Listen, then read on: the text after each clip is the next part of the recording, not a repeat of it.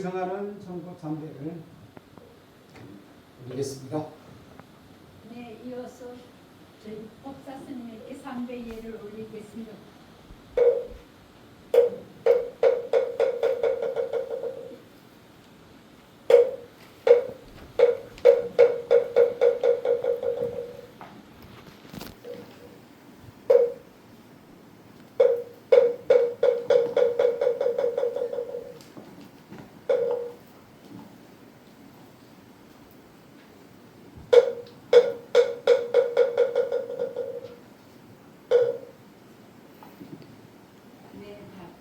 바르게 앉아주십시오. 자세를 바르게 하시고 마음을 고요히 입장하시겠습니다.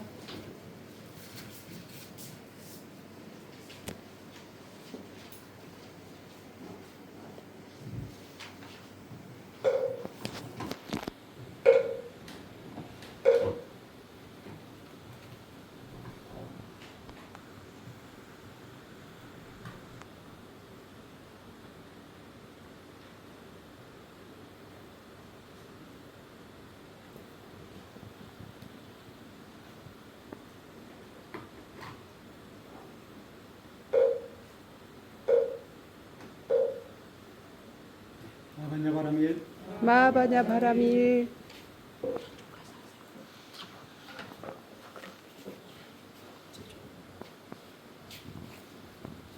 이걸 조금 당겨 주시겠어요?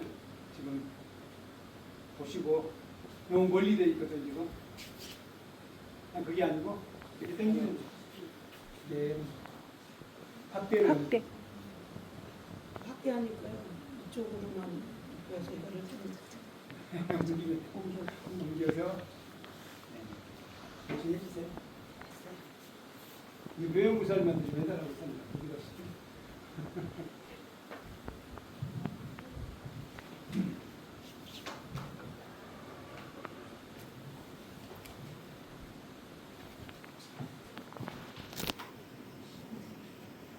성공하는 사람은 중요한 날 다음 행위를 합니다.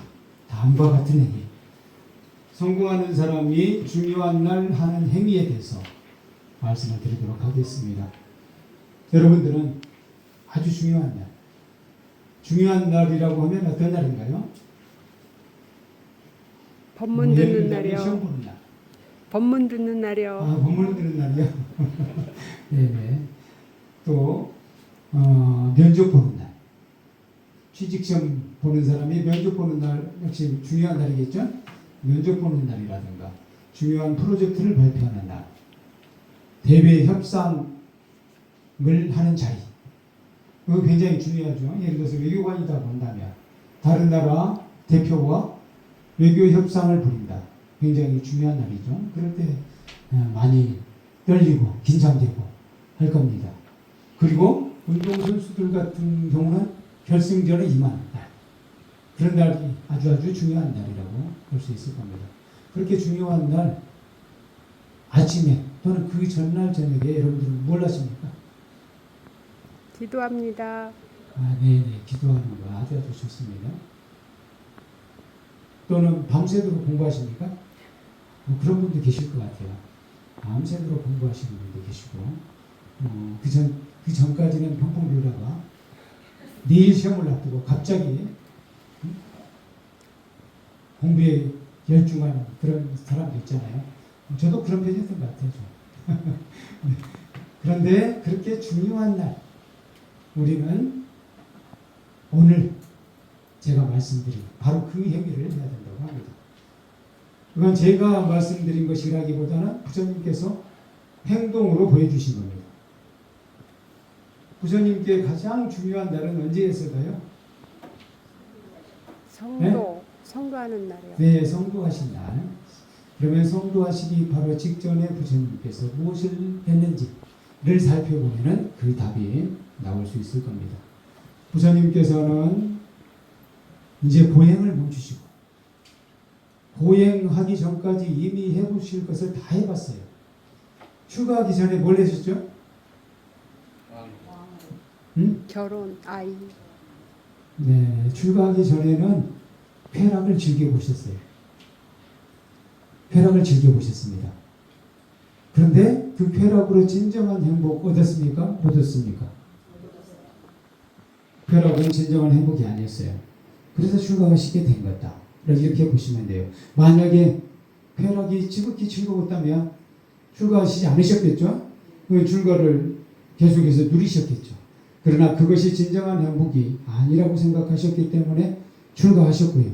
출가하셔서 맨 먼저 만난 사람이 박가와라는 사람이에요. 박가와는 고행주의자였습니다. 고행님에서 수행하는 사람이었어요. 그래서 고행님을 딱 가보니까 온갖 인상을 다 쓴 사람들이. 그래서 우리 운동할 때 인상 쓰지 말고 운동해야 돼. 운동하다 보면 막 힘들어서 엄청 인상 쓰고 하잖아요. 운동도 웃으면서 해야 됩니다. 인상을 잔뜩 쓴 사람들이 고행에 열중하고 있는 거예요. 응? 한 손으로 물구나무를 선 사람도 있고 가시던 불 위에 누워있는 사람도 있고 아무것도 먹지 않고 굶고 있는 사람도 있고 근데 그런 사람들의 표정이 한결같이 괴로워 죽겠다 라는 표정이라는 거예요. 그래서 시타르타, 왕자 시타르타는 바로 그곳을 지나쳤습니다. 이곳은 아닌 것 같다 라고 생각하고 지나쳤어요. 그 다음에 만난 이가 누구냐면은 명상을 하고 있는 선종 수행하고 있는 알라라 깔라마예요. 이제 알라라 깔라마 이름 다 외우셨죠? 알라가 모를란가 외우셨다고요? 알라라 깔라마. 알라라 깔라마는 무소유 초정을 증득한 사람이었습니다. 무소유 초정은 선정 중에서 무색계 선정에 해당해요. 그러니까 선정 단계라고 한다면 먼저 욕계에서 우리가 욕심을 그대로 지닌 채로 들어가는 선정, 그건 선정이라고 하지 않습니다. 사실 근접삼매라고 해요. 근접삼매. 이제 선정의 진정한 단계는 색계로부터 시작해요. 그러니까 욕망을 벗어난 상태의 선정. 그래서 색계의 사선정이 있고요. 무색계로 들어갑니다. 무색계로 들어가면은 바로 물질의 세계도 벗어난 선정 단계예요. 그래서 첫 번째로는 공무변처, 두 번째로는 식무변처, 세 번째로는 무소유처, 네 번째로 비상비비상처가 있어요. 그래서 이 무색계도 넘어선 것이 있어요. 그건 멸진정 상수멸이라고 합니다. 네, 그 자세하게 말씀드리지 않겠습니다. 간단하게 말씀드리면 멸진정이나 상수멸은 숨도 쉬지 않는 단계다. 숨을 안 쉬어도 되는 단계라고 보시면 되고요. 그 이전의 단계가 무색계 사선정이에요. 그 중에서 무색계 중에서 세 번째 단계 무소유처 정입니다. 그 무소유처 정을 증득하신 분이에요. 그래서 그 단계에 오르기가 굉장히 어렵습니다. 그래서 많은 얘들이 아주 집중해서 무소유처 정에 도달하려고 애쓰고 있었어요. 그런데 시타르타는 새로운 수행자 시타르타는 와서 얼마 되지 않아서 금방 무소유처 정을 증득하는 거예요. 그걸 보고 알라라 깔라마가 깜짝 놀랐었겠죠? 그래서 알라라 깔라마가 우리 시타르타에게 이야기합니다. 당신은 참으로 위대한 수행자군요. 앞으로 더 위대하신 분이 됐을 것 같습니다. 그러니 우리 수행체에서 함께 수행합시다. 제가 이 수행체의 반을 드리겠습니다. 라고 얘기했습니다. 그런데 거절했죠? 왜 거절했습니까? 선정 상태에 들어갔을 때는 지극히 행복했지만 선정 상태에서 나오면은 다시 생사의 번뇌 속에 들어가는 거예요. 그래서 나는 생과 사, 노병사의 고통으로부터 벗어나기 위해서 이 수행을 하고 있는데 그게 되지 않는다는 거예요. 선정 상태에 있는 동안만 지극히 행복한 경지라면 그건 아니라는 거죠. 왜냐하면 살다가 선정 상태에 나와 있는 시간이 많잖아요. 그 선정 상태에 나와야 일상적인 활동을 할 수 있는 거잖아요. 그래서 그 선정은 버립니다. 그 수행처를 버리고 떠납니다. 두 번째 만난 수행처는 우타카 라마푸타예요. 우타카 라마푸타에게는 비상, 비비상, 저정을 배웁니다. 그 다음 단계예요. 그것도 금방 정력하게 돼요. 근데 그것도 마찬가지로 선정 상태에 들어갔을 때는 지극히 평화롭지만 선정에서 나오면 다시 노병사의 고통 속으로 들어오는 것이죠. 번뇌 속에 들어옵니다. 그래서 그것도 떠나게 돼요. 그리고 이제 해볼 거 다 해봤다고 생각해요. 그 당시 인도의 수행에 두 가지 갈래가 바로 그거였어요. 하나는 명상수행, 선정수행이었고요. 또 한 가지는 뭐였겠어요? 고행입니다. 고행. 고행은 아닌 것 같다고 지나쳤잖아요. 근데 선정을 아주 최고 단계까지 해보니까 선정이 아니라는 게 확실해졌어요. 그래서 남은 것은 다시 고행이다 라고 생각합니다. 그래서 다시 고행하는 쪽으로 가십니다. 그곳에 가셔서 그야말로 인간이 할 수 있는 최고의 고행을 하셔요. 저는 숨을 쉬지 않는 수행이 가장 큰 고행일 것 같다.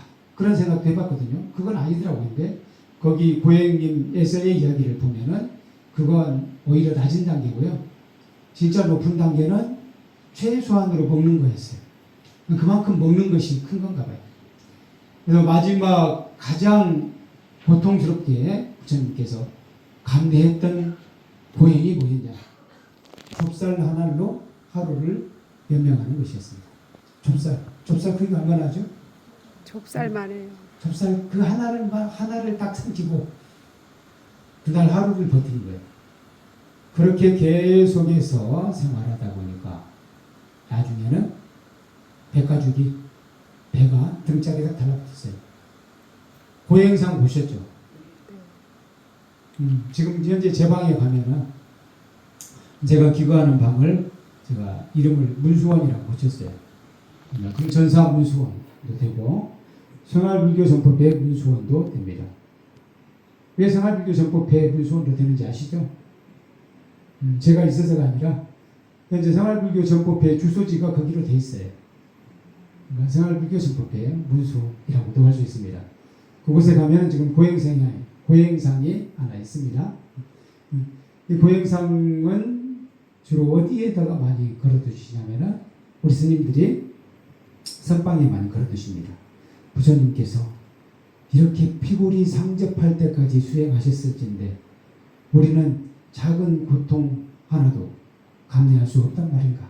우리가 앉아있는 것도 은근히 힘들잖아요. 지금 가만히 앉아 계시는 거 그냥 듣기만 해도 힘드시죠? 괜찮으신가요? 괜찮아요. 네네. 여러분들은 뭐 고행하실 자격이 되는 것 같네요. 바로 그렇게 고행하셨을진데 우리는 이 작은 고통도 감내하지 못한단 말이냐 라는 마음으로 고행상을 앞에 딱 놓고 수행하는 겁니다. 근데 그렇게 고행을 열심히 했지만 나중에는 쓰러지고 말았어요. 쓰러지는 순간 더 이상 수행할 수 없잖아요. 다시 말해서 우리가 건강이 허락지 않으면 수행할 수 없습니다. 그래서 부처님께서 이 고행으로는 절대로 깨달음을 얻을 수 없구나. 성도할 수 없구나. 라고 생각하시고 그리고는 이제 고행을 내려놓습니다. 고행을 내려놓고 맨 먼저 한 게 뭐냐. 내란자라 강가로 가서 강에서 목욕을 했어요. 목욕을 하셨습니다.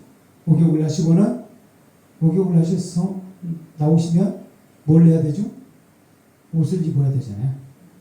그래서 분소이를 구해다가 분소이가 뭐죠? 분소이는 죽은 시체를 덮는 천이에요. 그 당시에 지금도 인도에서는 화장을 하잖아요. 근데 화장을 제대로 하기가 쉽지가 않다고 합니다. 왜냐하면 화장하는 나무가 상당히 비싸요. 근데 지금 화장을 안 하는 사람이 인도에서 별로 없는 것 같아요. 그냥 시체를 버리는 일은 없는 것 같습니다. 근데 어쨌든 나무가 비싸기 때문에 화장을 몸을 충분히 태울 수 있는 나무를 지금도 다 못 삽니다. 그래서 어쨌든 자기가 가지고 있는 돈만큼 나무를 사요. 그리고는 화장을 하는 겁니다. 그러면은 나무를 적게 산 사람은 시체를 완벽하게 못 태우겠죠. 그러면 어떻게 할까요? 어쨌든 남은 시체는 강물에다 버립니다. 근데 옛날에는 그렇게 화장할 수 있는 사람은 제법 부유한 사람이었어요. 그래서 화장할 수 없는 사람은 어떻게 했을까요? 시체를 산에다가 버렸습니다. 산에다가 버리면서 거기에 아마 그분이 평생 입지 못했던 비교적 고급천을 거기에다가 덮었어요. 그게 바로 분소예요. 그걸 그 당시 수행자들은 그걸 가져다가 옷을 만들어서 입었던 거예요. 그게 바로 분소입니다. 이 분소이로 다 갈아입으셨어요. 그럼 시체를 그렇게 버려놓은 데를 뭐라고 부르죠? 그건 상식에 해당합니다. 시체를 버리는 곳. 그것을 시다림이라고 합니다. 시다림. 그래서 우리 장례식장 기도를 뭐라고 하던가요? 시다리. 시다림 간다고 하죠. 그래서 스님들이 가끔 지금 시다림 가야 해 라는 말 하신 적 있죠? 네. 바로 그 시다림이 거기서 나왔습니다. 아주 시체를 덮는 숲이에요. 시체를 버리는 숲이에요. 그래서 그 분소이를 가져다가 입으시고 어디에 앉으셨냐? 바로 반얀트리 아래. 세나니 마을의 반얀트리 아래서, 반얀트리, 반야나무라고 해도 되겠네요. 반얀트리 들어보셨어요? 네, 호텔이요. 반얀트리 호텔이라고요? 호텔이 많아요. 아, 네, 맞습니다. 반얀트리 호텔이 많다고 합니다. 우리 금천부사님이 잘 아시는 이유는 여행사를 하시고 계시기 때문에 잘 아시는 거예요. 반얀트리 안에서 딱 좌선을 하고 앉으시오. 반얀트리가 인도의 나라의 나무입니다. 보리수가 아니에요. 보리수하고 반얀트리하고 좀 다릅니다. 그 반얀트리 아래에 딱 앉았어요. 반얀트리 아래에 앉아서 나는 이곳에 앉아서 수행하리라 라고 생각을 합니다. 반얀트리 아래에 가만히 앉아있으니까 그걸 누가 보게 되냐면요. 수자타 여인이 보게 돼요. 수자타 여인은 그 세나니 마을의 촌장이라고 해야 될까요? 그 세나니 마을을 장군촌이라고도 부르는데 그 마을의 촌장의 딸이었어요. 수자타라는 여인이 그 나무에다가 매년 공물을 올렸어요. 일종의 제를 지냈던 거죠.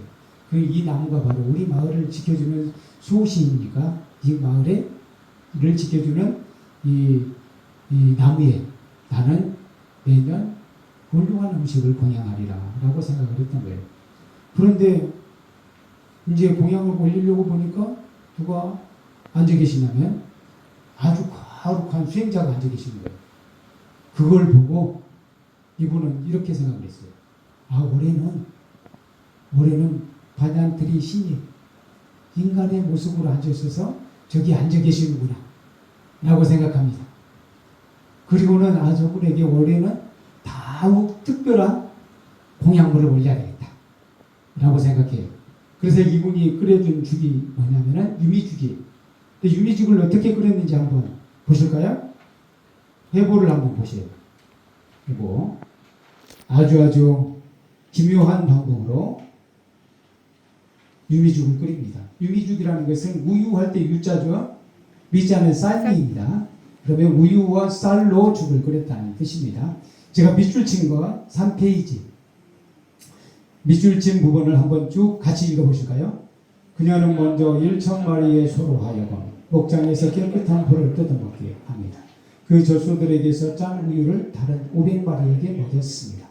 그 500마리에게서 짠 우유를 다른 250마리의 소에게 먹였습니다. 250마리에게서 짠 우유를 다른 125마리의 소에게 먹였습니다. 125마리에게서 짠 우유를 63마리에게, 64마리에게서 짠 우유를 32마리에게, 32마리에게서 짠 우유를 16마리에게, 16마리에게서 짠 우유를 다른 8마리에게 먹였습니다. 그리고 마지막 8마리의 젖소로부터 우유를 짜서 유미죽을 끓입니다. 그러니까 이 우유죽은 몇 마리부터 시작됐죠? 1000마리부터 시작됐습니다. 근데 1000마리부터 시작됐는데 그 다음에 그 우유를 마시게 하는 젖소는 이전의 젖소가 아니에요. 계속 다른 젖소에게 보입니다. 1000마리에서 다른 500마리에게 보였고 500마리에게서 짠 우유를 250마리 250마리에게서 짠 우유를 125마리 이렇게 반씩 줄여나간 거예요. 그래서 마지막에 8마리까지 남을 때까지. 그래서 마지막 8마리에게서 짠 우유를 가지고 유미죽을 끓인 거예요. 그러니까 얼마나 큰 정성이 들어있는지 아시겠죠? 그렇게 최대한의 정성을 들여서 이 유미죽을 끓였다는 이야기입니다. 그래서 이 유미죽을 끓이는데 그걸 누가 지켜보고 있느냐? 천신들이 지켜봤다고 합니다. 천신들이 지켜봤어요. 그 천신들이 지켜보고는 거기에다가 영양제를 넣어줬어요. 영양제. 그래서 천신들이 생각하기에 이 영양제를 넣어주면은 이걸 한 번 드시고도 49일 동안 그 영양 상태를 보존할 수 있을 정도까지 딱 영양제를 넣어준 거예요. 그렇게 해서 이 유미죽이 완성이 됐습니다. 이 유미죽이 완성이 되니까 그것을 황금 바위에다가 넣습니다. 황금 바위에 넣고 물통을 가지고 그것을 지고는 가져갑니다.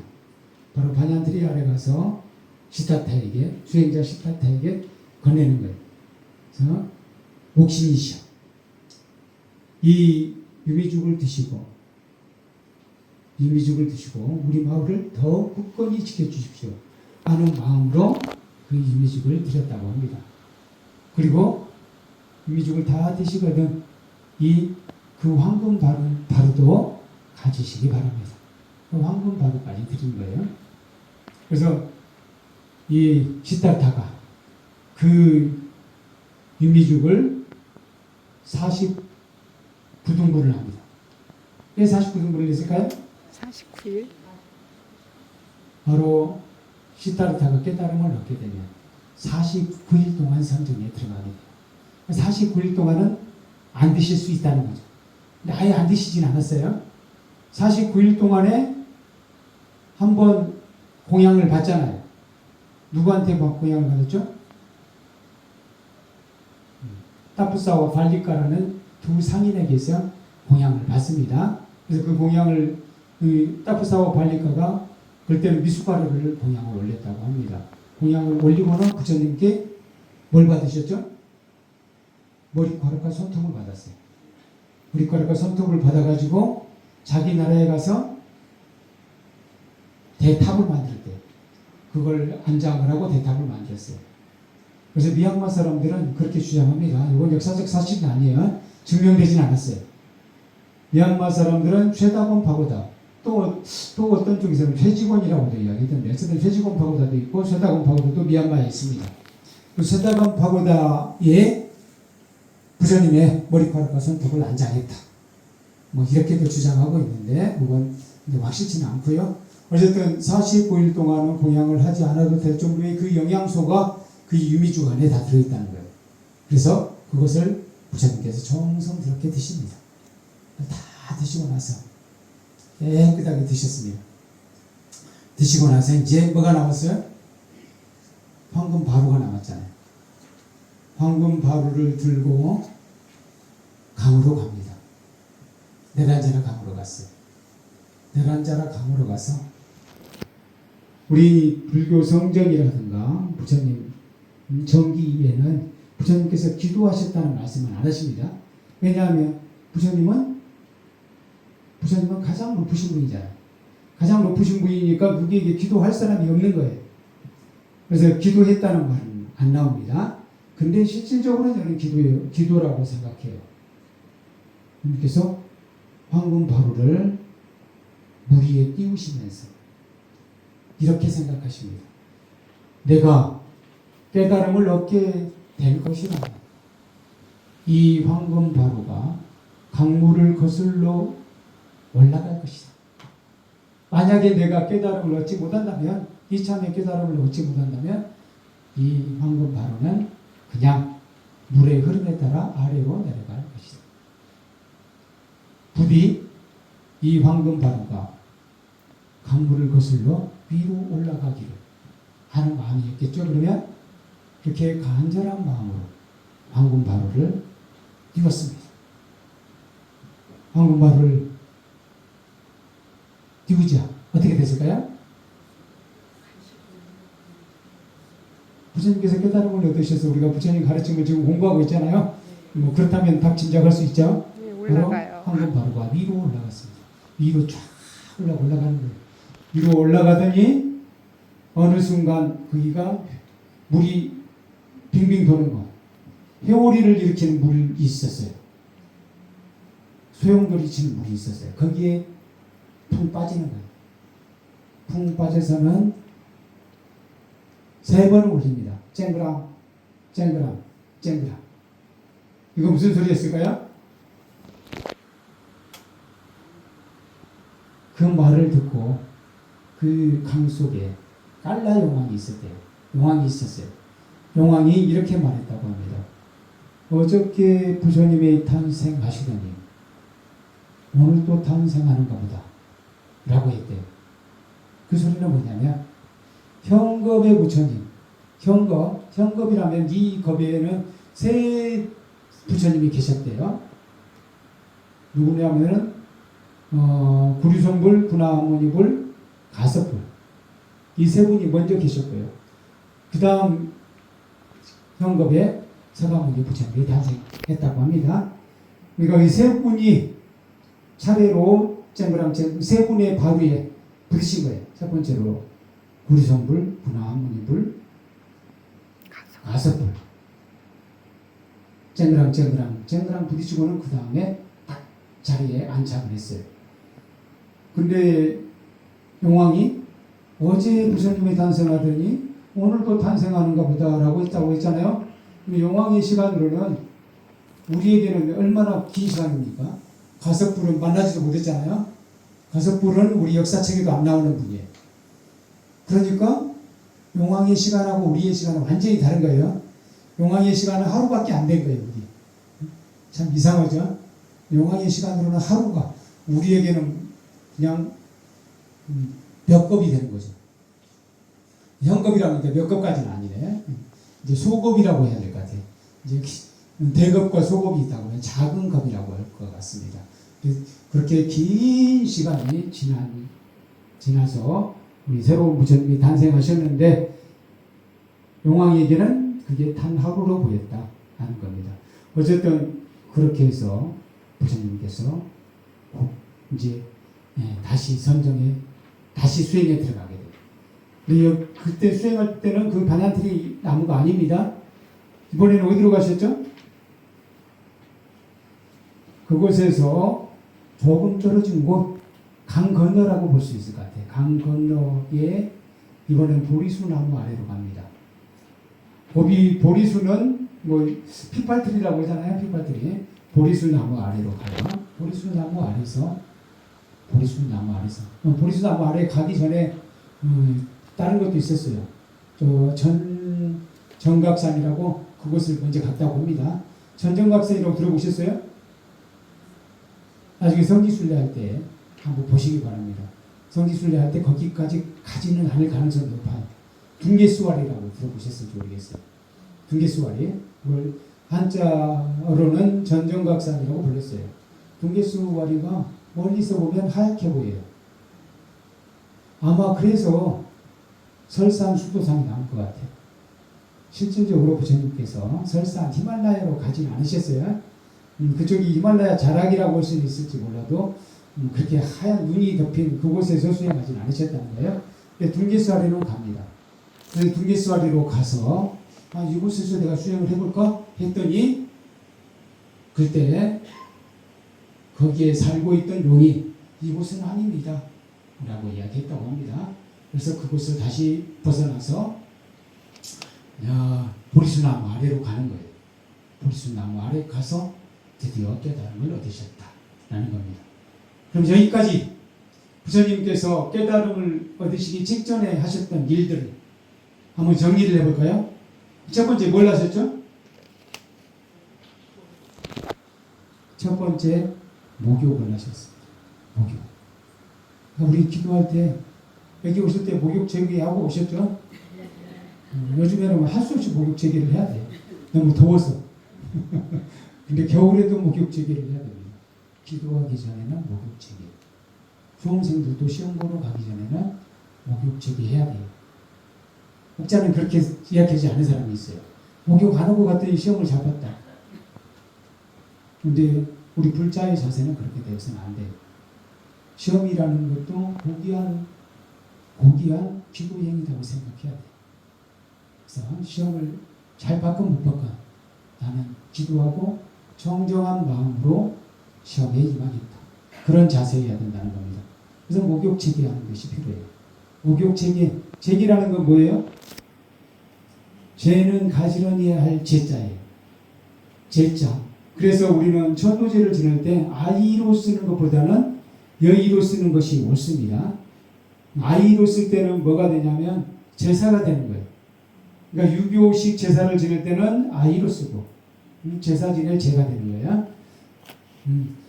그런데 우리가 아이로 쓰는 어를 쓰게 되면 가지런히 할 제, 몸을 가지런히 하고 정정히 하고 기도를 올린다. 그런 의미가 제 속에 들어있습니다. 계는 계율을 지킨다 할 때 계예요. 이거 역시 깨끗이 한다는 뜻이래요.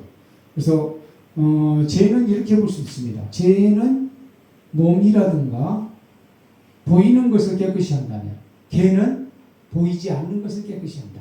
이렇게 생각해도 됩니다. 그래서 목욕 제기를 하는 게 중요합니다. 중요한 날, 시험 보기 전날, 중요한 협상이 있는 날, 결승전 경기가 있는 날, 또는 면접이 있는 날, 이런 날은 목욕 제기를 하고 출발하자. 깨끗한 마음으로 출발하자 하는 것이고요. 두 번째로는 뭘 했죠? 옷을 입었어요. 성스러운 식사를 했잖아요. 성스러운 식사를 했습니다. 그러니까 우리는 많은 경우 밥맛이 없잖아요. 입맛이 없죠. 중요한 날에 입맛이 없는 경향이 좀 있잖아요. 그럼에도 불구하고 성스러운 식사를 하자. 왜냐하면 중요한 날 체력 소모가 많잖아요. 긴장하는 것만으로도 체력이 계속 소모되고 있는 겁니다. 그래서 중요한 날에는 성스러운 식사를 해야 돼요. 이건 성스러운 식사예요. 그냥 먹는 것이 아니라 내 몸이 오늘 아주 중요한 일을 해야 되기 때문에, 내 몸과 마음이 중요한 일을 해야 되기 때문에 그 에너지를 채워주는 것이다. 그러니 얼마나 중요한 것이냐. 아주 중요한 과업을 수행하는 날이니 오늘 잘 드시고 가세요. 라는 마음으로 내 몸에게 좋은 음식을 먹여주는 겁니다. 부처님 얼마나 좋은 음식을 드셨습니까? 보셨죠? 의미죠. 이 수자타 여인이 얼마나 큰 정성을 다했는지를 보셨잖아요. 거기다가 누구의 정성까지 들었어요? 천신들의 정성까지 들었어요. 천신들이 옆에서 다 도와줬습니다. 그것들이 잘 익을 수 있도록 그렇게 도와줬다고 합니다. 그렇게 그야말로 최상의 영양을 갖춘 음식을 부처님께서는 드시고 드디어 깨달음의 길로 가셨다는 겁니다. 첫 번째는 목욕 제규에, 두 번째로는 성스러운 식사. 아주 중요합니다. 세 번째로는 황금 바루를 어떻게 했죠? 무리로 버리잖아요. 버렸어요. 그래서 중요한 날은 모든 것이 움켜쥐려고 하면 안 돼요. 오히려 내려놓을 줄 알아야 됩니다. 한 가지는 버려야 더 중요한 것을 얻는다 라고 생각해야 돼요. 근데 많은 경우 우리는 하나도 뺏기고 싶지 않아요. 그렇지 않던가요? 하나도 잃고 싶지 않아. 그러니까 이럴 수도 있다는 거죠. 우리가 세속적인 마음이 조금이라도 있다면 내가 깨달음을 얻은 다음에 이 바루를 써야 되겠다 라고 생각하고 옆에다가 딱 모셔놓고 수행할 수도 있다는 거죠. 이렇게 일반적인 사람의 생각으로는, 일반 상식으로는 이렇게 생각할 수 있지 않습니까? 그런데 중요한 일에 임하는 사람은 내가 가지고 있는 것 과감하게 버릴 줄 알아야 된다. 과감하게 버릴 줄 알 때, 그럴 때 승리하고 성공합니다. 그리고 네 번째가 가장 중요하다고 생각해요. 부처님마저도 기도 있다는 말은 안 썼지만 저는 기도라고 생각하거든요. 이게 기도예요. 기도이자 명상이라고 볼 수 있을 것 같아요. 바로 강물에다가 황금 바로를 띄우면서 저는 명상에 잠기셨다고 생각합니다. 내가 깨달음을 얻게 된다면 이 황금 바로가 강물을 거슬러서 위로 올라가게 될 것입니다. 위로 올라가게 되기를. 그렇게 명상하고 기도했다는 거죠. 이것이 저는 가장 중요한 것 같아요. 어떻게 보면 이 네 가지 중에서 앞에 것도 중요하지만 마지막 이 자세가 필요하다는 거예요. 그래서 저도 이제 어렸을 때부터 저는 불교를 접했는데도 약간 건성이었던 것 같아요. 생각해보니까 아는 체는 많이 있지만 고등학교 때부터 불교 서적을 열심히 읽고 그랬거든요. 그래서 친구들한테는 막 아는 체를 엄청 했어요. 근데 실질적으로는 실천을 못했던 것 같아요. 그래가지고 시험 볼 때 긴장 많이 오고 시험 보기 바로 직전에 벼락 공부하고 그랬던 것 같아요. 그리고 또 그렇게 했으면서도 엄청 잘 보기를 바라고 그냥 내가 아는 것만 나오기를 그런 게 아니고 아는 것, 내가 아는 정도만 내 실력만큼만 점수가 나오게 해주세요. 저는 이런 마음이 정당하다고 생각해요. 근데 뭐 내가 아는 것만 나오기를 바라고 또 우연히 찍은 것도 맞기를 바라고 그랬던 것 같아요. 근데 그런 마음 일체 버려야 된다고. 내 실력만큼만 하죠. 그런 사람이 성공하지 내 실력보다 더 잘 되기를 하는 사람들은 성공할 수 없다고 봅니다. 바로 그런 자세였다고 저는 생각해요.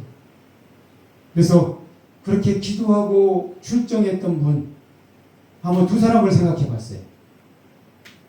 어떤 분이냐 우리 제가 써놨습니다. 안 썼네. 미국의 32대 대통령 프랭클린 루스벨트. 프랭클린 루스벨트는요 미국 사람에게서 설문조사를 하잖아요. 가장 존경하는 대통령, 가장 성공적인 대통령. 그럼 누가 나올 것 같아요? 1번 조지 워싱턴, 2번 에이브러함 링컨, 3번 프랭클린 루즈벨트, 4번 또 루즈벨트 한 명 더 있죠. 아이젠하워인가? 아이젠하워. 이 중에서 누구일 것 같아요? 3번이죠. 눈치로 때릴 수도 있겠네요. 프랭클린 루즈벨트입니다. 근데 전 초대 대통령 조지 워싱턴도 대단히 위대하다고 생각해요. 그러니까 미국이 지금과 같은 민주주의를 완벽하게 정착할 수 있었던 그 바탕에는 조지 워싱턴이 있었다고 생각해요. 그래서 저 개인적으로는 오히려 조지 워싱턴을 존경합니다. 그분이야말로 내려놓을 줄 알았고, 실질적으로 자기가 가지고 있는 노예들마저도 풀어줄 수 있었던 그런 아주 넉넉한 사람이었다고 생각해요. 그리고 국민들이 종신 대통령이 돼주세요 라고 했지만 딱 2번 오고 2번도 안 하려고 했어요. 한 번만 하려고 했어요. 아니 한 번도 안 하려고 했어요. 근데 국민들이 하도 원하니까 2번까지 했습니다. 3번째는 전 단호하게 안 한다고 했습니다. 그래서 조지 워싱턴을 저는 굉장히 존경하는데 프랭클린 루스벨트가 더 능력 면에서는 뛰어나다고 좀 그렇게도 이야기하더라고요. 이분은 무려 4번이나 대통령이 됐습니다.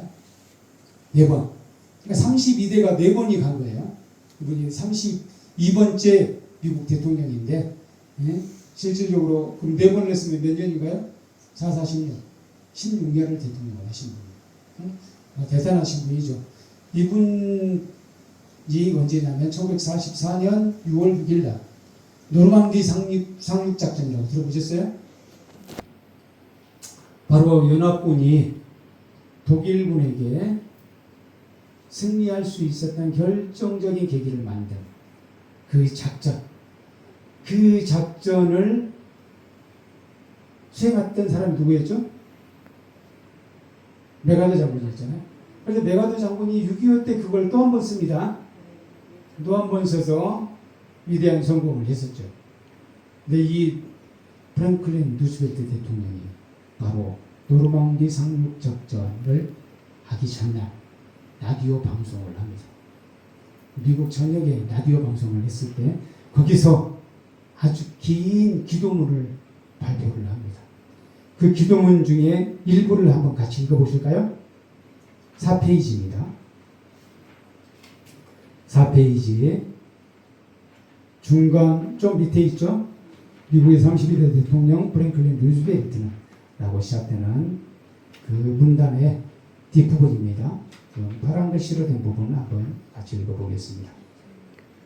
이 청년들은 얼마 전까지만 해도 평화로운 일상을 살아가던 이들입니다. 그들은 정복의 야욕을 위해 싸우는 것이 아닙니다. 정복을 끝내기 위해 싸웁니다. 해방을 위해 싸웁니다.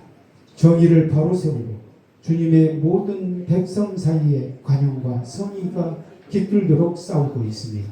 그들이 진정 갈망하는 것은 오직 전투의 종식과 평화로운 보금자리로의 귀함입니다.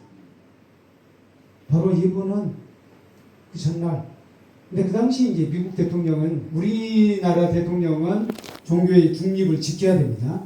근데 미국 대통령은 초대 대통령부터 바이블에 손을 넣고 대통령 선서를 했던 사람들이에요.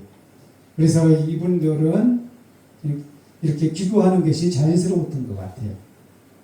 그래서 이렇게 바로 아주 중요한 날, 그날은 미국에게만 중요한 게 아니라 어떻게 보면 전 세계적으로 중요했다고 할 수 있죠. 그날 이러한 기도문을 올렸던 거예요. 바로 이 자세가 필요하다는 겁니다. 기도하는 자세. 우리의 성 이순신 장군도 난중일기를 보면은 전쟁에 임할 때마다 기도를 했다는 게 보입니다. 그런 마음이 느껴져요. 근데 난중일기라는 것은, 난중일기는 막 글을 자세히 쓴 게 아니에요. 아주 간단하게, 간단 명료하게 썼습니다. 근데 그 안에도 기도의 의미가 항상 담겨 있더라고요.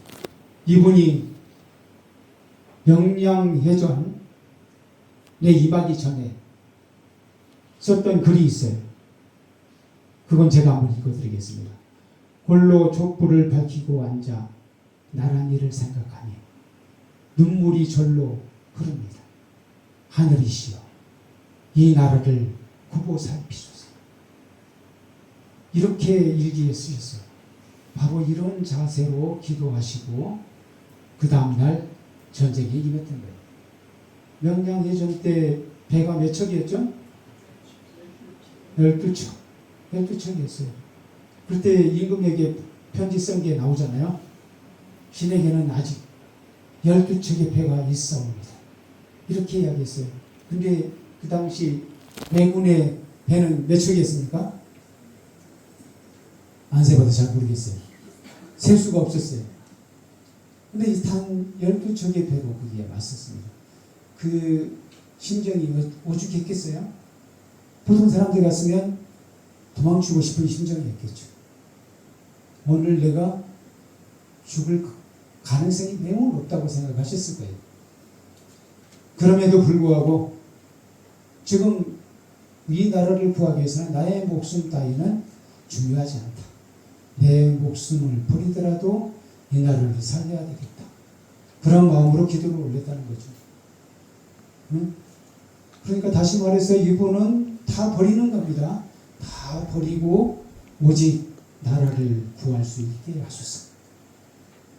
중요한 날, 우리는 그러한 자세가 필요합니다. 진정으로 중요한 날이라면, 내가 나라를 위해서 협상을 하는 날이라면 이런 자세로 임해야 된다 하는 것이죠. 그래서 중요한 날은 바로 이 네 가지입니다. 네 가지. 자, 이 글에서는 이제 순서는 약간 바꿨죠. 버린 것을 제일 뒤로 썼습니다. 첫 번째로는 뭐라고요? 목욕제게 하자. 이건 간단하잖아요. 이건 다 실천할 수 있죠. 두 번째로는 성스러운 식사, 성스러운 한 끼를 하자. 이것도 다 실천할 수 있습니다. 이것도 혼자 사는 사람 좀 어려울 수 있어요. 그래도 아주 고급 음식이 아니어도 정성스럽게 차린 음식을 먹을 때 또 정성스럽게 먹어야 될 것 같아. 천천히 씹어서 잘 소화시킨다는 마음으로 그냥 한 끼를 때운다는 마음이 아니라 내 몸에게 공양한다는 마음으로. 그래서 우리 절에서는 밥 먹는 걸 뭐라고 하죠? 공양이라고 합니다. 공양이라고 하는 이유가 바로 거기에 있어요. 내 몸에게 내가 베풀어 준다는 뜻이에요. 내 몸의 건강을 위해서. 내 몸이 얼마나 고생하고 있습니까? 내 몸과 마음을 내가 열심히 부려먹고 있는 거예요. 열심히 부려먹으면서 공짜로 부려먹었어야 되겠습니까? 내 몸과 마음을 위해서 계속해서 영양을 공급해 줘야 돼요. 휴식도 제공해야 됩니다. 그러면 몸에게는 영양을 제공해 주고 마음에게는 휴식을 주고 마음에게 휴식을 주는 방법이 명상이자 기도이다. 이렇게 볼 수 있겠습니다. 그래서 두 번째로는 성스러운 식사를 해야 되고요.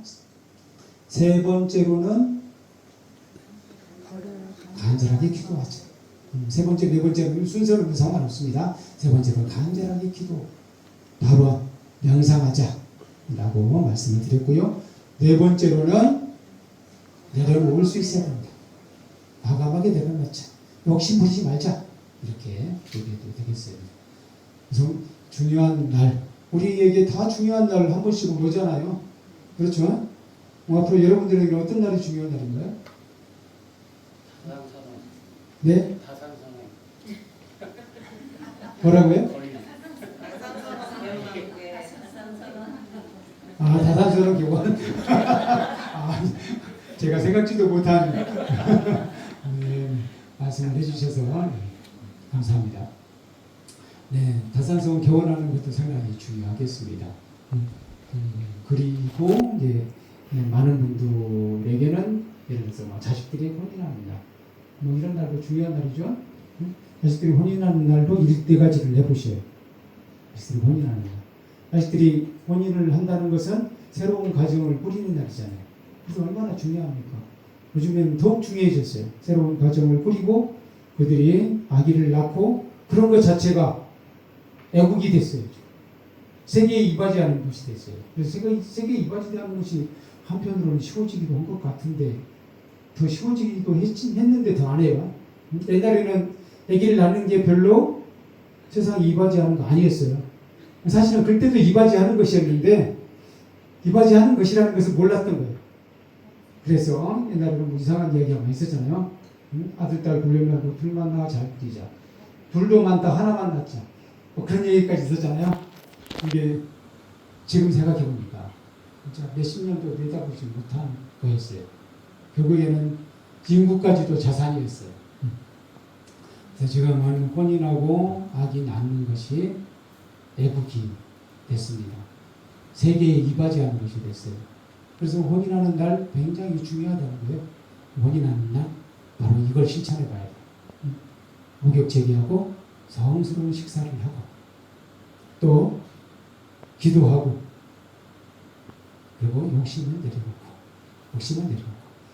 제가 자식들이 뭐 아기 낳아서 잘 기르기를 그런 게 내 욕심일지 모르지만 그런 욕심도 버려야 돼요.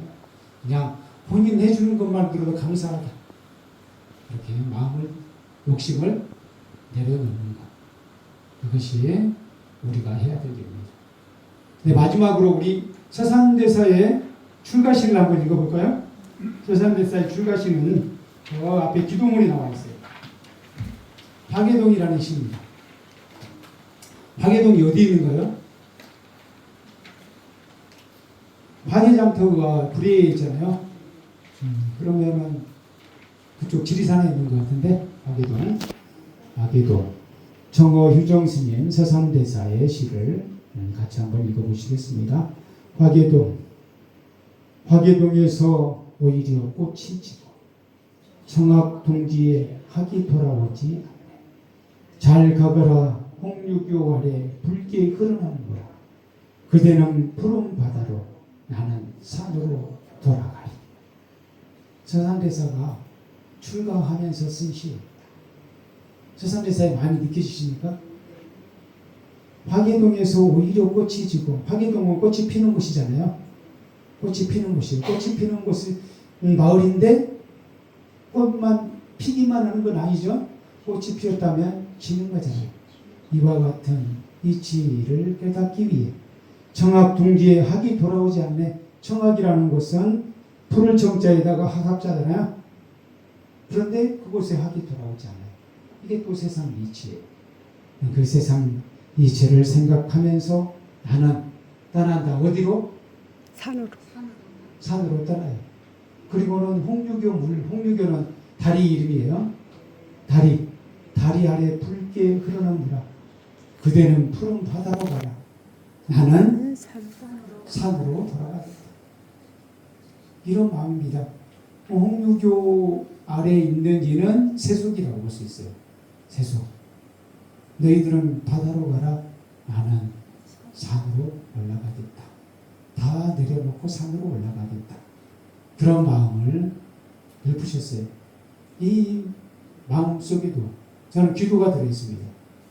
나는 어떤 욕심도 버리지 않겠다. 세상 이치 거스르지 않겠다. 순리대로 살겠다. 그리고 조용히 욕심 내려놓고 수행에 열중하겠다. 이분이 이 마음을 가지게 된 게 뭐였냐면요. 서산대사가 아주 천재였어요. 그럼에도 불구하고 과거에는 낙방했어요. 과거에 낙방했습니다. 물론 재수했으면 또 합격했을지 모르겠죠. 근데 낙방하고 전국 유람을 떠납니다. 전국 유람을 떠나서 지리산에서 부용 용관 스님을 만나요. 부용 용관 스님을 만나서 아니 과거보다 훨씬 중요한 시험이 있는데 왜 그런 하찮은 시험을 보려고 했느냐 라고 이야기해요. 과거보다 더 중요한 시험은 바로 마음을 내려놓는 시험이다 라고 이야기합니다. 그러면 저는 그 시험에 한번 합격해 봐야 되겠습니다 라고 생각하시고 출가를 하셨다고 합니다. 그래서 바로 그런 마음, 중요한 날에는 이 서산대사의 마음도 생각해 보십시오. 또 프랭클린 루즈벨트의 마음도 생각해보고 이순신 장군의 마음도 생각해보고 또 우리 주변에 이런 분들 많이 있습니다. 주위에도 많습니다. 그런 분들 가만히 보면 위대한 성취를 하신 분들 그런 이 네 가지가 다는 아닐지라도 최소한 한 가지는 있어요. 기도하는 자세는 돼 있었다고 봅니다. 그리고 진정으로 그들이 성공하는 사람이에요. 물론 진짜로 능력이 출중해서 운이 좋아서 그렇게 성공한 사람이 있잖아요.